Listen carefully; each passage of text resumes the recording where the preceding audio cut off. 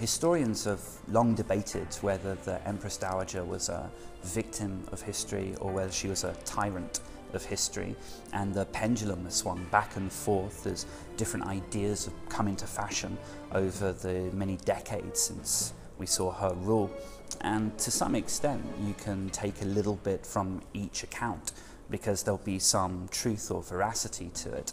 I mean, certainly this is a person that demonstrated a ruthless streak, yet at the same time most of the records also talk about her being warm and friendly and approachable, and she liked flowers and dancing and singing, and yet also had people's heads cut off. So how do you reconcile those two differences? And part of the way you can do that is to recognize that an individual, a human being, is never just one dimension. They have multiple dimensions, and many of those will contradict themselves. Some of them will be trained into you. You'll acquire them through the experiences that you go through.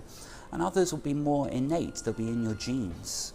And so what we see with the Empress Dowager is probably the only individual with the broadest skill set, broadest experience, and the personal capacity to step into the breach during the most tumultuous period of Chinese history that it experienced, maybe for 1,000 years up to this point.